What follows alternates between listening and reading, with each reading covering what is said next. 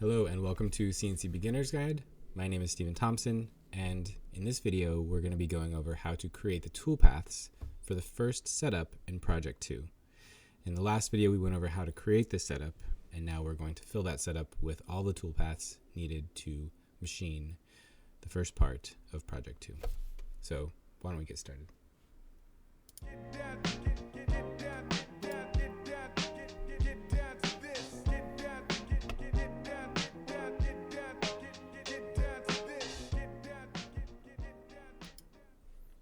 Okay, so here we have Project 2, and the first setup has been made.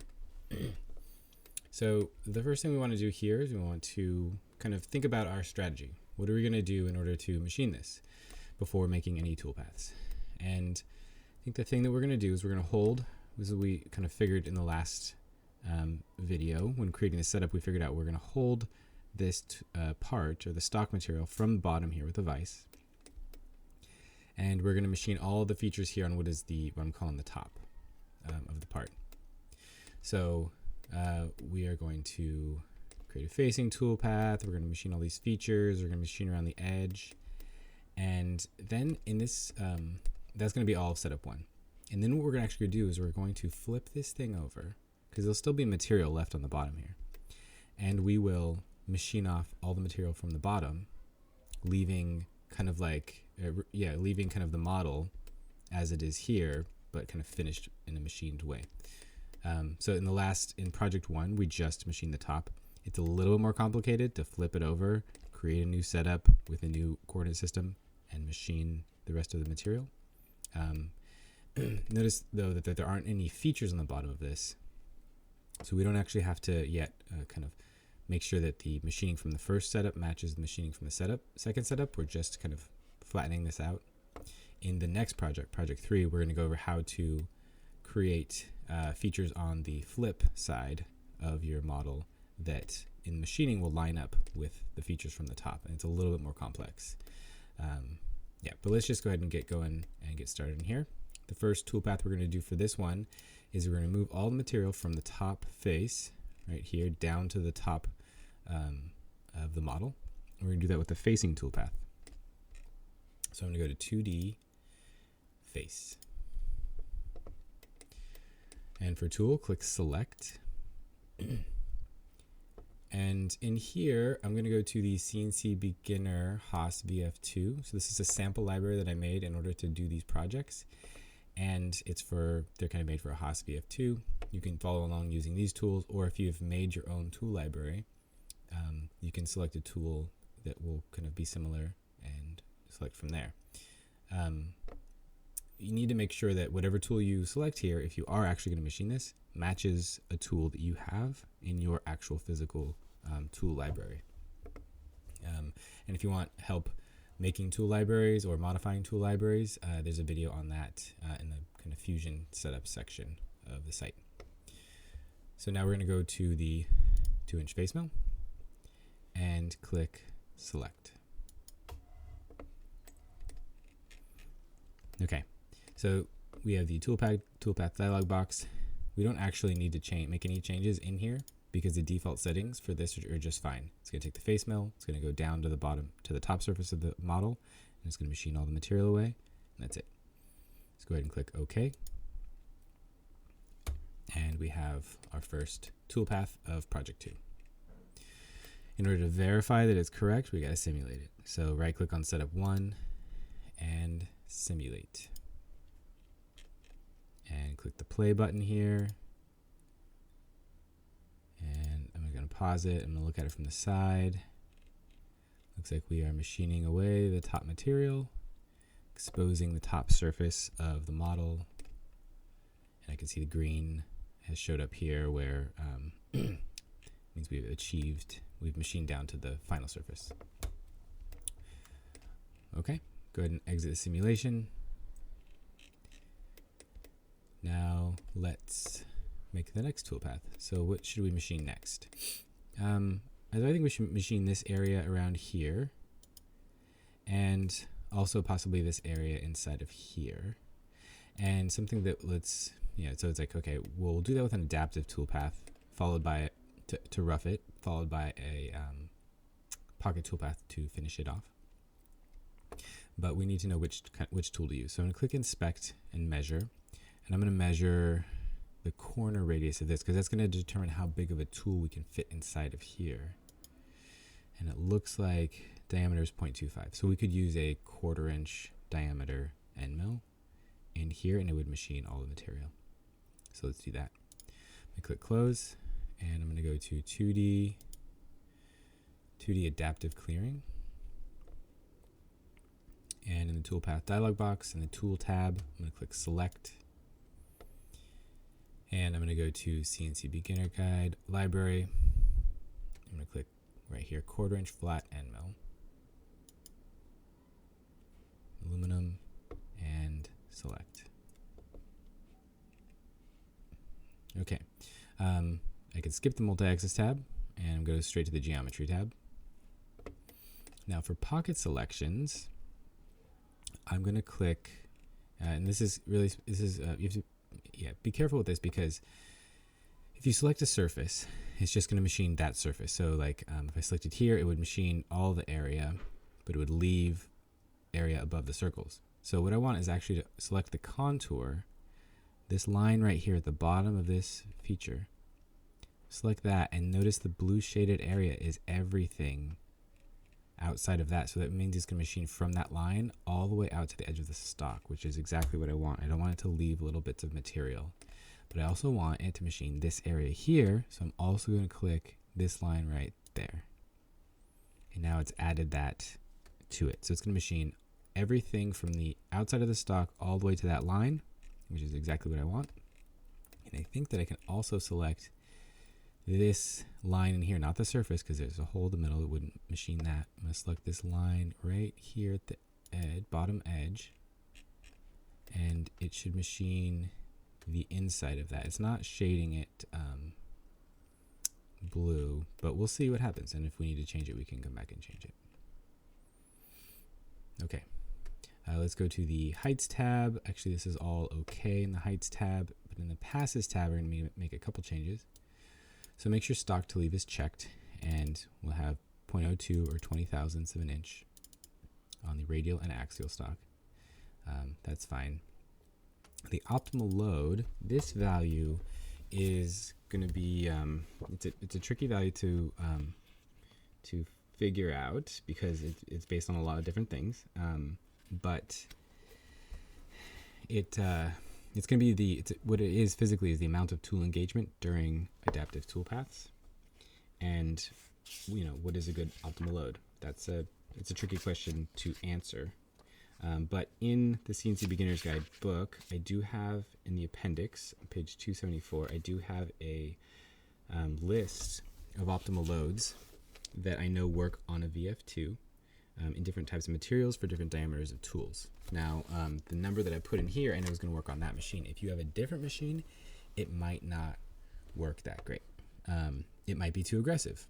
And what you would have to do is try it on your machine. Or if you know your machine is not as strong as a VF2, then you can also put a smaller number in here. And then try it, see how it works on the machine. And then you can adjust it if you need to. You can make it more aggressive or less aggressive depending on the results you're getting. So I see here 1/4 inch diameter tool in aluminum, 0.067, 0.067. So these are numbers that I've tested on a VF2, on a Haas VF2, and I know that they work. So I'm going to go with that. But again, adjust this depending on what's happening in your specific machining situation. Okay, check stock to leave, and that should be good. Just click OK and see what happens. Okay, I think this is actually great. This is exactly what we want. So I'm going to simulate this, right-click Setup 1, and simulate, and click play. Our facing toolpath, and then our adaptive, which comes on the outside and machines the outside perimeter. I'm going to change toolpath from operation to tail, and it just makes this tail of the toolpath behind it, so I can see more what's going on. So you see and actually, okay, if I take the tool and I change it to shaft, I can just see the tool without the holder. And I can see here the amount of tool engagement. And actually, okay, I'm going to pause it. This is why the colorization can be useful. So I'm going to change the colorization to operation. And then I can see here the amount of tool engagement, right? So the kind of amount that this tool is engaged with the material, that's the optimal load. And it's going to make a tool path so that the entire time when it's cutting, it never goes more than that optimal load, and it stays at that optimal load as much as possible. So it's a very efficient way of removing material, because it's about kind of like what the tool can handle and what the machine can handle, and it keeps it at a really optimal cutting volume removal rate for as long as possible.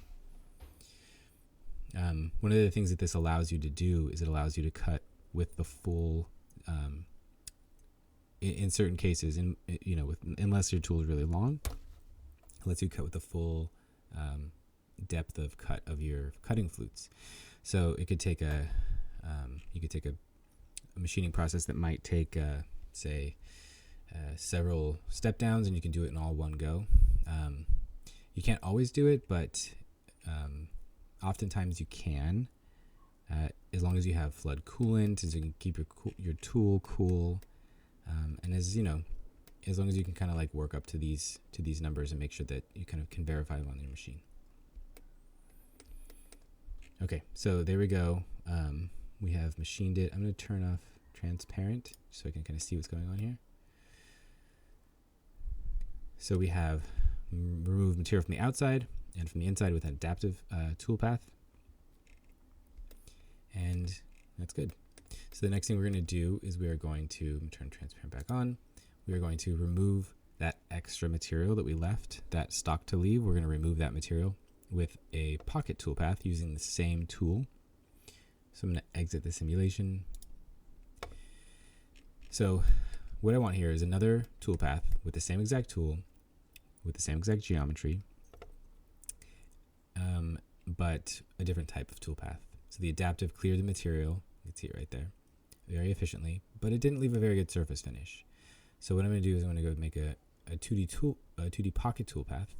But what I can do, since I already have the right tool and the right geometry selected in this toolpath, I can right click it and say create derived operation, 2D milling, 2D pocket.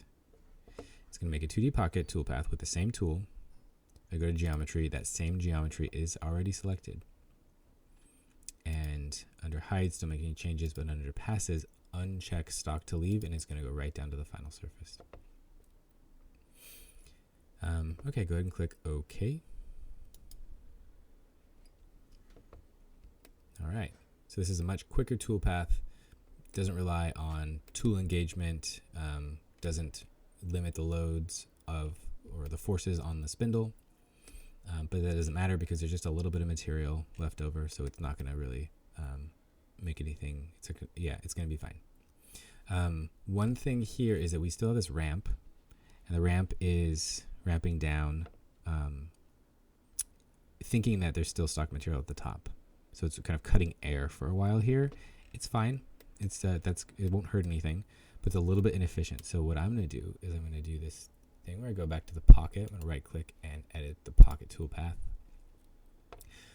Under heights, top height, instead of stock top, I'm going to say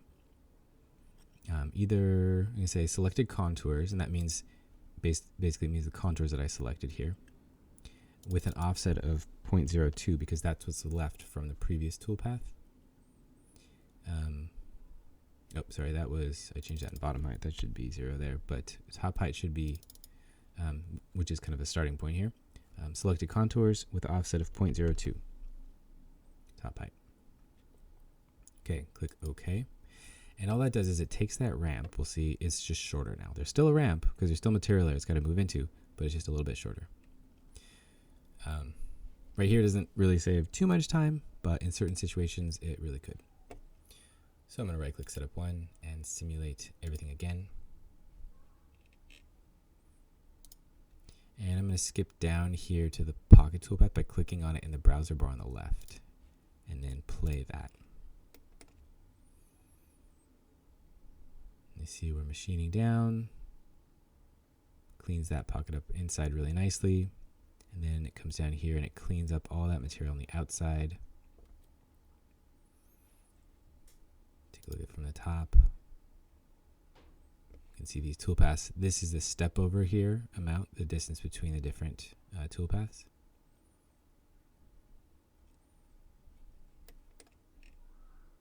All right, looks pretty good. I can speed this up a little bit with the slider on the bottom here. Everything looks kind of in order. Okay. Excellent. That looks good. So the next thing we're going to do is let's create these counter bores, or these bores. Not counter bores, they're just bores over here on the outside. It's a flat bottomed hole created by an end mill. So to do that, I'm going to exit the simulation. I'm going to go to 2D bore. Okay, I think we should use the same tool, 1/4 inch end mill, because if we remember from drawing this part, the diameter of these is 0.3, so a 0.25 end mill will fit just in there, just nicely. So the last tool that I used was automatically selected, so I could just leave that there, don't need to select it again. And I can go to geometry, and here I'm going to select the face of this bore right there. And it makes a helical toolpath so that the end mill can make a hole. End mills are not good at plunging straight down and making holes that way, but they can, because end mill is really designed to cut laterally, but it can make a hole if it's kind of like doing a gradual down, but also a side-to-side cut. So that's what a bore is. It's a way to use an end mill to make a hole. There's still limitations, especially in terms of clearing chips, but it's quite powerful toolpath. So you could select all the other bores, or you could check this box that says select same diameter, and all 4 of them get selected. Okay, I don't need to change any heights, and under passes, stock to leave is unchecked, which is good. It's going to machine all the way down to the final surface. We could do this in one pass. You can change the angle if you wanted to, but 2 degrees is good for metals. If I was doing this out of like plastic or wood, I might increase that angle, but this is good here. And go ahead and click OK. And let's simulate. So right click setup 1 and simulate. I'm going to skip to the bore here on the left and click play. And there we go. I'm going to slow it down a little bit. And we see we have a helical toolpath, end mill, cutting in a circle and a helix, stepping down, and making a bore.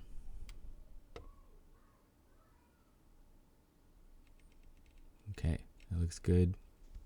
Looks great. Okay, so what do we do next? Well, I think the thing to do would be, we have one feature left in the middle here, this hole that's threaded and tapped, with this countersunk and tapped. And then we have the perimeter. So why don't we first drill that out? Yeah, so what we're actually going to do is going to be a 3-part thing. We're going to create that countersink surface there, which will also guide the drill bit. So we're going to spot drill that first. Then we will drill it out with the proper tool, proper diameter drill, and then we will tap it with a tap. Okay, so I'm going to exit the simulation. And yeah, let's do the spot drill. So if you remember from before, I'm going to click inspect. I wonder if this will actually do it or not. No, it doesn't. But this is an 82-degree countersink, and we remember that from the drawing. We had an 82-degree countersink, which is the head angle of a standard imperial fastener. So the 1/4 inch, 1/4-20 hole, which this is, will have a head angle of 82 degrees. So let's go find that tool and let's make that drilling operation. So I'm going to go to drilling and drill.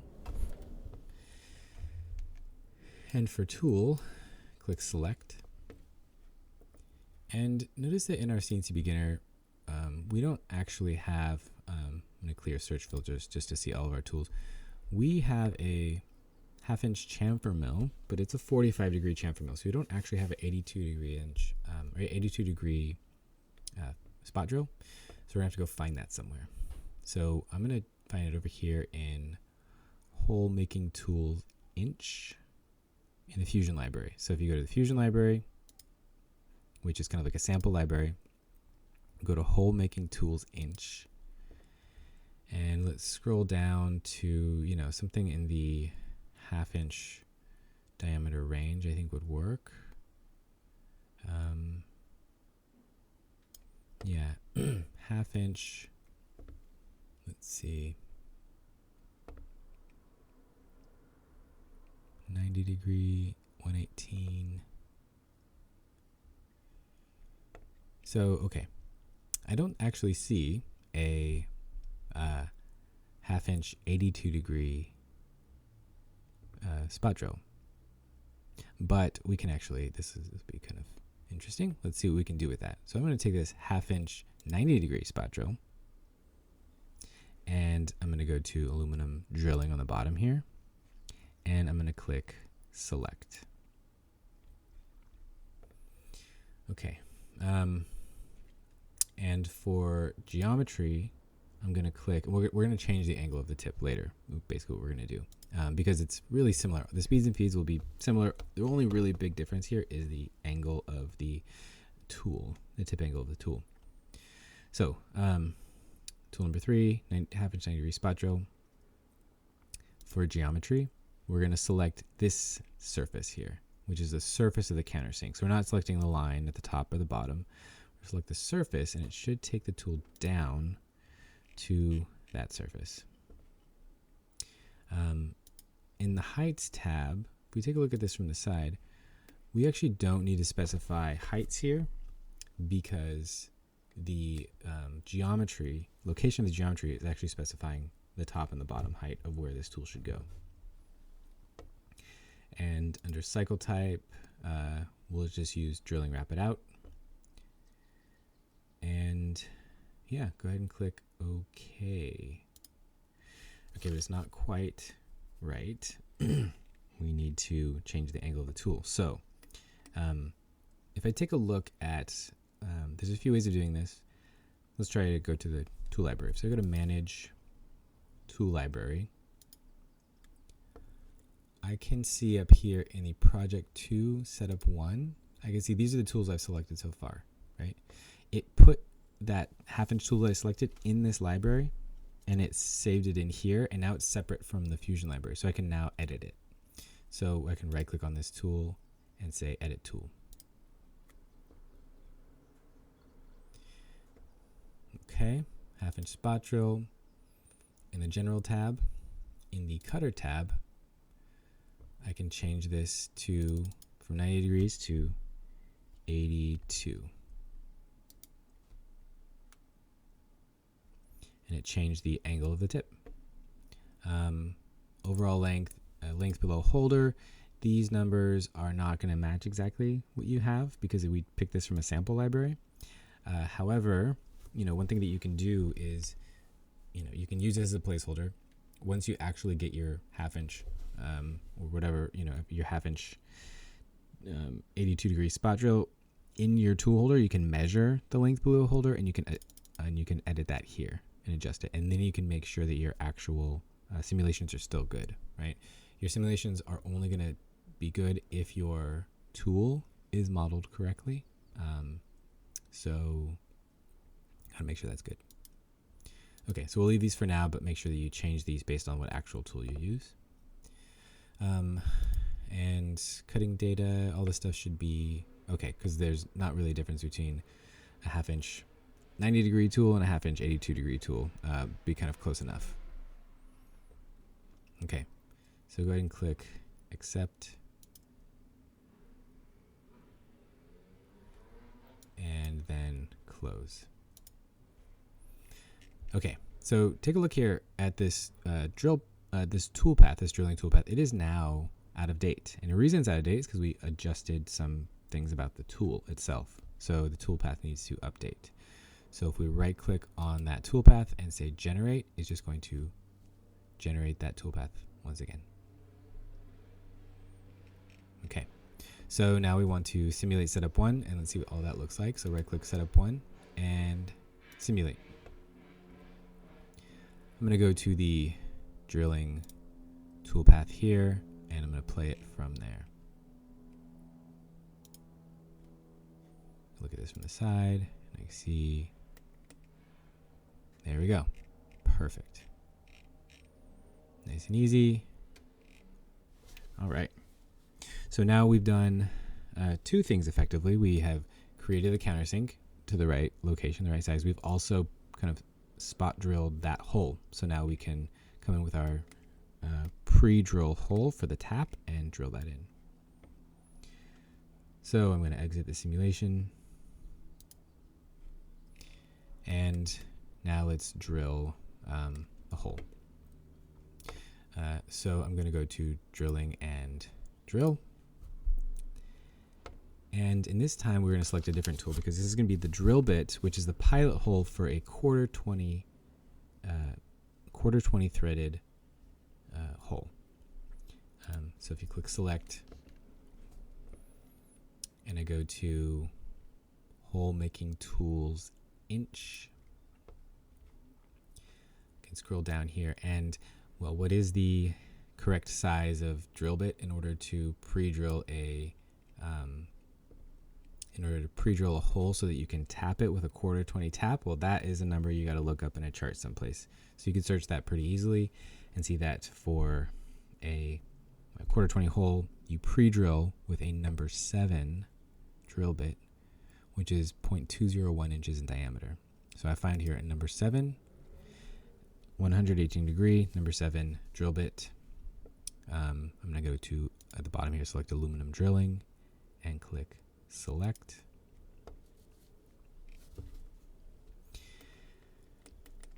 Okay, and for geometry, I'm going to scroll in here and I'm going to select this surface of this cylinder. You can see there, it looks like there's threads on there, but that's really just to tell me that it's threaded. Threads aren't in the model. The model is actually just a cylinder. So that's good for this type of situation. So I'm going to select that. And under heights, you can see that it's thinking that the top of the hole is the top of that cylinder, which is actually correct. But if I look at this from the side, it's thinking the bottom of the hole is the bottom of the cylinder, which it technically is, I guess, but I want to drill tip through bottom because that drill bit has a 118 degree tip angle on it. So I'm going to click drill tip through bottom, and it's going to move that drill bit a little bit lower. And then I want to add a breakthrough depth. So a positive number here, like 0.05. So it's going to drill a little bit through a little bit further so that it can, well, actually, you know what I'm going to do here. I would normally do something like this, but now that I think about it, this hole's going to be tapped. So what that means is that I'm going to put a tap in there and cut threads, right? And so chips are going to be formed. And if I have a hole that just goes below this and I want threads to go all the way down, it's actually going to be safer and better if I drill this hole all the way through the model, all the way through the stock, so that chips can clear out at the bottom. So what I'm going to do here is I'm going to say bottom height, instead of hole bottom, I'm going to change it to stock bottom. And it's a bit further down, right? It's got to go all the way through that stock that's holding on the bottom. And now I have to be careful because, you know, there's a vise that's holding this in place, and the vise might be below here. So I need to make sure when I set this up that the vise is not going to get hit by this tool. And there's ways of doing that. You can set your part or your stock on parallels, elevate it from the bottom of the vise. But this is going to be important for the next step. You might get away with like not drilling it all the way through and then tapping the hole, but I think this is actually kind of better. So we're going to drill all the way through. So I'm going to select, drill tip through bottom. Bottom height is from stock bottom, and make a breakthrough depth of 0.05. Okay, great. So yeah, that looks good. The one thing I need to think about now is like how deep this hole is going, because it's going to affect the cycle type. So cycle type is like how it drills. Does it just kind of position itself, go all the way to the bottom of the hole and then come out, or does it do peck drilling, which is like it drills a little bit and then comes out, drills a little bit, comes out, so that it can clear chips. When you have deeper holes, it's really important that you clear chips away, because otherwise, if you try and go in one drilling cycle, you could get so much friction in there that your drill bit gets stuck and it breaks, or other kind of bad things can happen. So yeah, there's a rule, and the rule is the depth to diameter ratio. And it's that if the depth of the hole is greater than 3 times the diameter of the hole you're drilling, then you should use deep drilling. And that 3 times, that's just kind of like a rule that I use. Some shops use 4 times or 5 times, but just to be a little bit safer, I'm doing 3. 3 always works for me, so I'm going to use that. So I know that this part is, the stock material is 1 inch thick. And we have 1/8 of an inch. This is 1/8 of an inch here. So, this is a little bit deeper than that, but I think effectively we can say that this is going to be, that's 1/8, and this is 1 inch, then the rest of it is 7/8. Something like that. And if our hole is 1 inch deep, if we're drilling, so if our hole is going to actually be drilled 7/8 of an inch deep, and the diameter is 0.2, then that is more than 3 times the diameter by just a little bit. Let me check. So 7/8, I'm just going to do this. Just going to do this on my calculator. So 7/8 is 0.875, and 0.201 times 3 is 0.603. So the depth is about 0.2 more than 3 times the diameter. So I'm going to basically do all that to say that this is a deep hole, and you need to do deep drilling, full retract. Okay, so we'll see what that looks like. You can use the defaults here, unless you really want to change the pecking depth for some reason. It's kind of like how far it goes in order to, but the defaults always kind of work on this for me. But that's kind of a small number, 50,000, so it might take a long time. But I'm not in a rush, so I'm gonna click OK.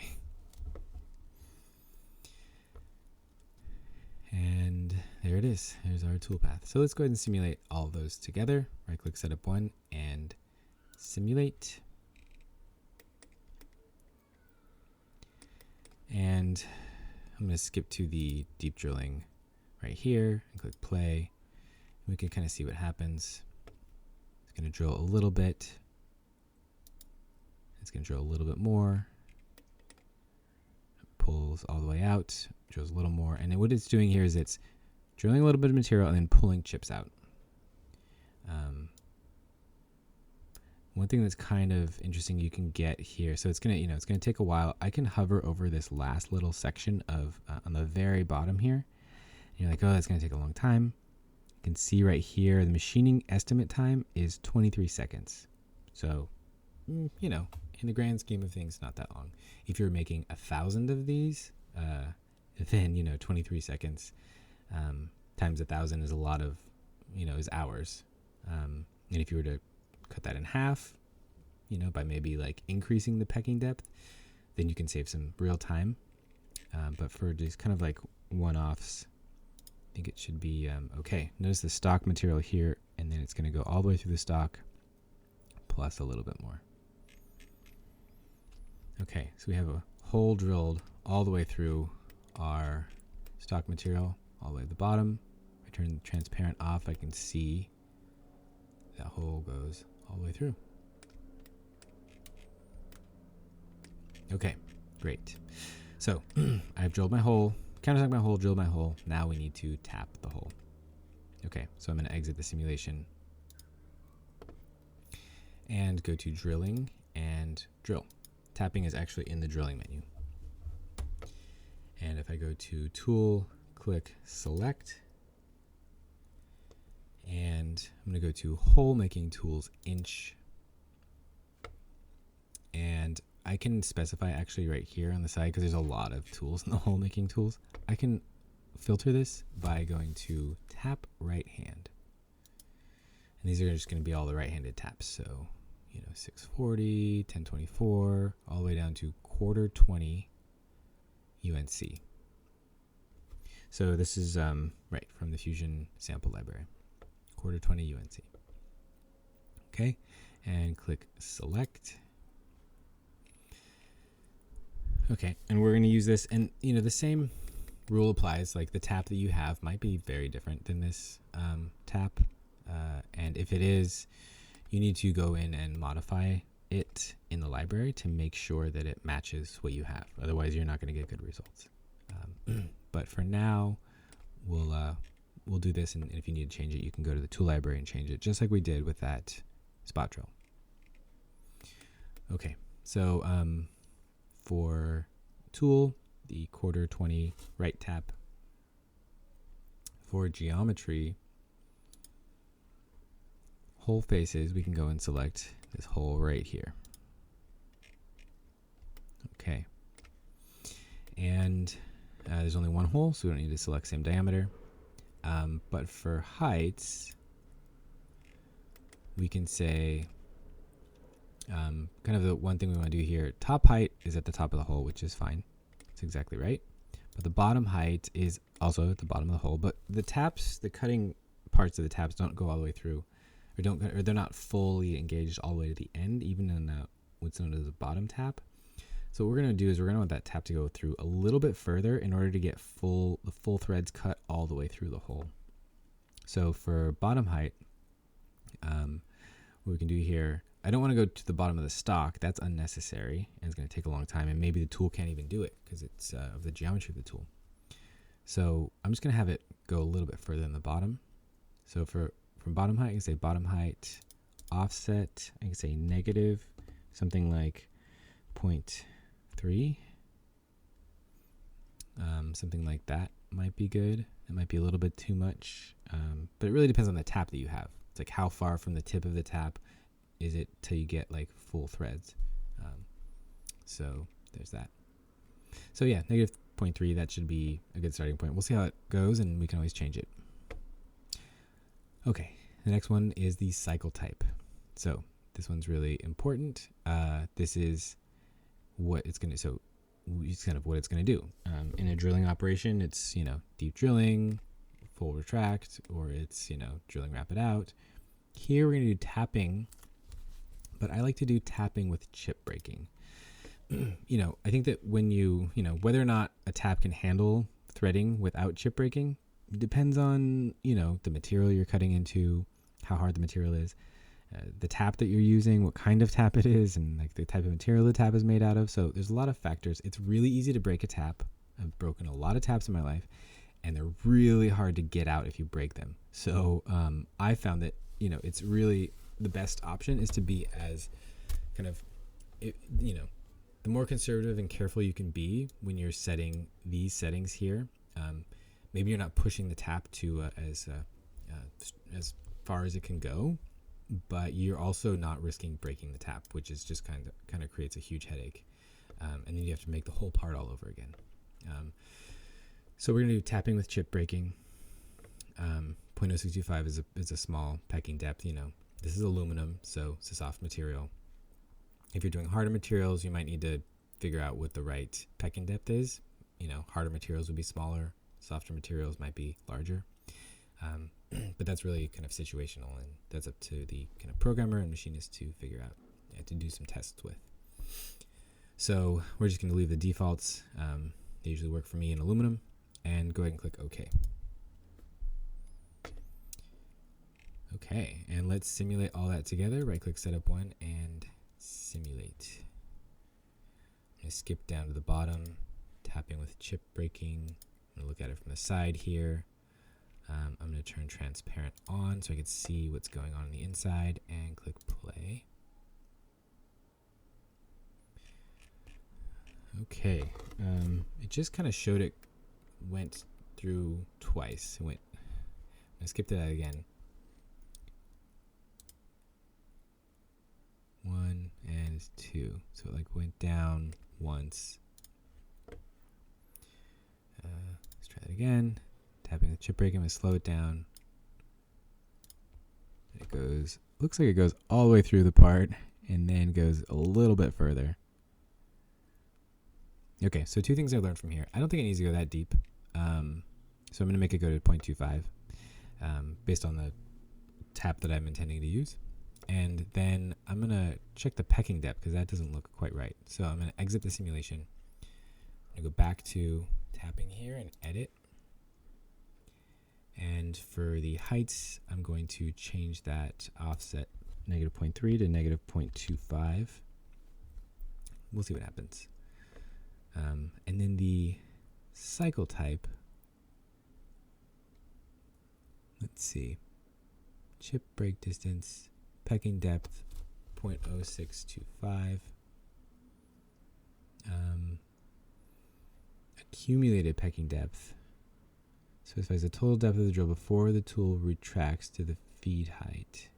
So it'll extract the chips from the hole and allow coolant to enter the hole. Okay. So let's try and make this a little bit smaller. Let's make this 0.25. I think that what's going on here is that to break the chip, the tap needs to turn backwards a little bit, but then it can keep going. But maybe this value here is saying that once it gets to a certain value, it's going to come all the way out. So maybe it is breaking chips, but it isn't retracting all the way all the time. Each time it breaks chips, which is okay. So let's click OK here and let's see what that changed. And really, this is what's fun and interesting, and this is, I think, how you do this kind of work, this kind of CAM programming, is you try something and you simulate it and you see what happens. And you can work back and forth until it is doing the thing that you want it to do. And then what you do is you try it on the machine and you see how it actually plays out on the machine, and then you can come back and you make adjustments and you make notes and you learn how it works. So it's kind of like a trial and error. As long as the trial and error is safe, it should be good. So let's see how this plays out. Okay, so that did actually help a little bit. So we get full retraction at different depths. And I think that is actually pretty good. That is really what we want. Okay, excellent. So the next thing we're going to do, turn transparent off. Oh no, leave transparent. Okay, the next thing we want to do, the only thing, well, we have 2 things left to do. The next thing we want to do is we want to remove all the material from the perimeter of this thing. And we want to kind of clear that area. Yep, so let's do that. Exit the simulation. The way that we're going to do that was we were going to, like we did in project 1, we're going to adaptive toolpath around the perimeter to clear area, leaving a little bit of material. Then we're going to come back with a contour toolpath to clean up that final edge. So I'm going to start with 2D adaptive clearing. For a tool, we want a larger diameter tool. And the reason is that larger diameter tools deflect less, means they'll bend less when they're subjected to machining forces. So you'll get a more accurate, dimensionally accurate part in the end if you use a larger tool to machine. The reason we couldn't use a larger tool on the inside is because we had size limitations of the tool. But since we're doing the perimeter, there's no real size limitation. So we can use a large diameter tool. So I'm going to go to my CNC Beginner Haas VF2 library. I'm going to go to 1/2 inch flat end mill and aluminum and click select. Okay, and for geometry, select that lower bottom contour, and it's going to machine everything from that line out to the edge of the stock material, which is exactly what I want. Under the heights tab, I want it to actually machine below the bottom, because when we flip this over and machine it, if we machine just to the bottom, we would get this crazy, like almost like really thin, like aluminum foil kind of burr, which is really sharp and could really cut you. So if we clear it off just a little bit below the bottom, I'm going to say negative 0.02 20,000ths of an inch. That's usually a pretty good number to do this with. And under the passes, I'm going to uncheck stock to leave. And let's see, we need to adjust the optimal load. So if I go back to the appendix of CNC Beginner's Guide, and I can see that for the Haas VF2, let's see, the Haas VF2 optimal load, 1/2 inch end mill in aluminum, a good optimal load is 0.1348. So I'm going to write 0.1348, and again, if your machine is not as, if your spindle's not as powerful, or if your work holding is not as strong, you might have to adjust this to make this a smaller number, so the load is less. But if you have a, more powerful machine and you want to do this faster for some reason, you can increase this number by a little bit and see what happens. Finding the right optimal loads for the different diameter tools, for the different types of material, is going to take a lot of trial and error.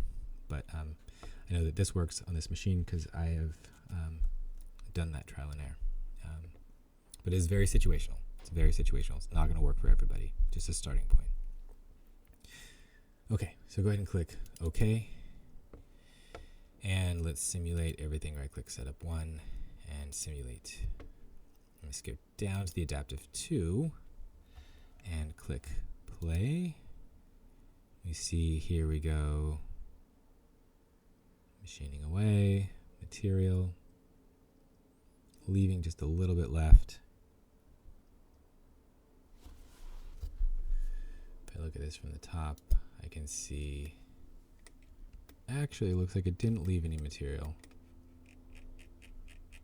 I said stock to leave 20,000ths of an inch. Well, I thought I did, so maybe I didn't.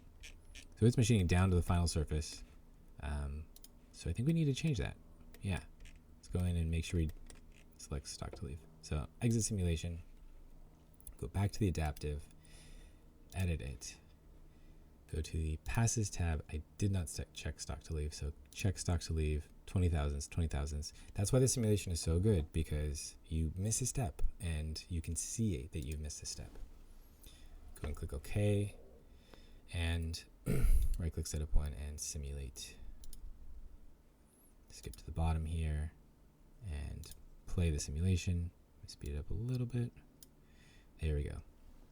I can clearly see that there's material left, so that the finished toolpath can be done and leave a nice surface finish on that. Okay, so exit the simulation. Now I'm going to the last toolpath, which is, or second to last toolpath, which is going to be this final contour around the bottom, is going to be same tool, same geometry, same settings as this adaptive, just a different type of toolpath.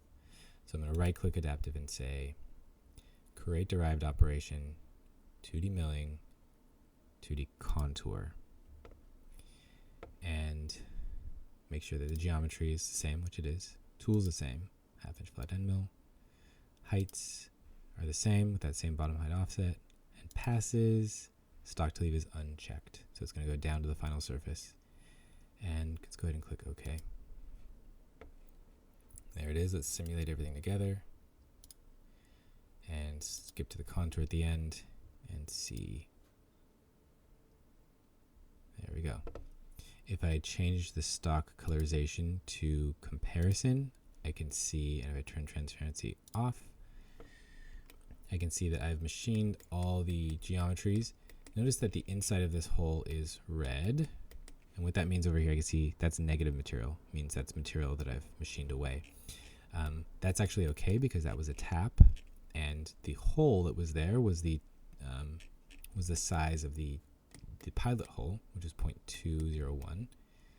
And so it actually, when it cut the tap, it machined a little bit larger of an area. So that's actually fine. But yeah, we have machined down past the bottom of the material, 20,000ths of an inch. We're ready to flip this, almost ready to flip this thing over and remove all the material from the back. We want to do one more thing, which is kind of like usually the last thing you do, with these is that you create little chamfers. So we're going to create chamfers on all these edges so that, this doesn't normally seem like a 90-degree edge doesn't seem like a sharp edge, but when we machined a vertical surface next to a horizontal surface, there's oftentimes a burr, like a really small burr, but it's still a very sharp burr. So it's always a good practice to do a chamfer to remove burrs. We're not going to be able to get all the way to the edge of, say, this edge, to the end of that edge, because of this vertical edge that's next to it, but we'll get close. We'll get as close as we can. Okay, so I'm going to exit the simulation. And the last toolpath is going to be a 2D chamfer toolpath. For tool, click select. And which tool? We are going to use, let's go back to the CNC Beginner OSVF2. I have here a 1/2-inch chamfer mill, which I like to use to do my chamfers. So I'm going to click select. Now for geometry, I'm going to select all the kind of vertical horizontal edges that meet. So this edge here, this outer edge here. I'm going to select all these circles too, because those are all same thing, places there. And I'm going to select this outer edge here and the outer edge over here. So there's a lot of little edges to chamfer. Okay.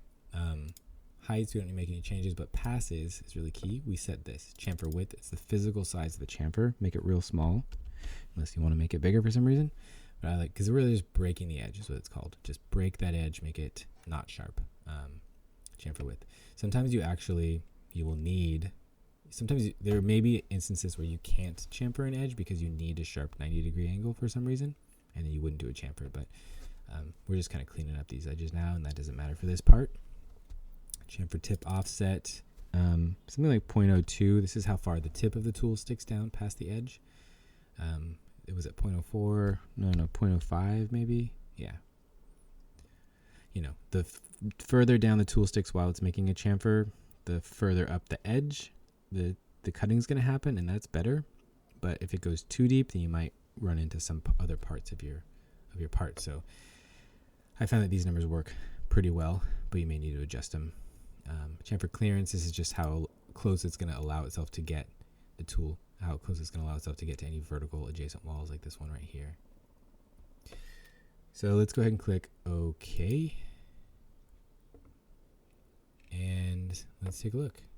Let's right click setup one and simulate. I'm going to click on the chamfer at the very end, and we're going to see how it does. So let's slow it down a little bit. Let's speed it up a little bit. Looks like we're getting there. Looks pretty good. We're not colliding with any of the other geometries. We're still getting those chamfers cut. Okay, there we go. Notice it doesn't go all the way to the edge because otherwise it would hit this central part here. Okay, we do that right there, and that one right there. We're gonna go to the other side here. We do that circle, and that circle, and then this edge here, and again, getting close, but not all the way. And we can see, if we take a look at this from the side, what the chamfer is doing. Actually, I'm gonna pull it back a little bit here. Take a look at this side. Chamfer width is this vertical distance here, and chamfer tip offset is the distance below that edge that the tip sticks down for machining. Okay, so go and click play. All right. Okay, that looks great. Those are all of our toolpaths for setup one. We have, it's not a whole lot of toolpaths, but there's a lot of detail in there, especially with the tapping and everything. Okay, so the next thing that we're gonna need to do is we're gonna need to flip this over, make a new setup, and we're gonna need to remove all this material from the back of this part. The tricky thing is that the moment that you take this out of the vise, you've lost your position in the machine, and you need to reestablish that. So in the next video, we're going to go over how to create a setup for setup 2 for project 2, and we're going to talk about how to then remove all this material from the back of the part. Okay, so that's the thing. Go ahead and check out that next video, and I will see you there.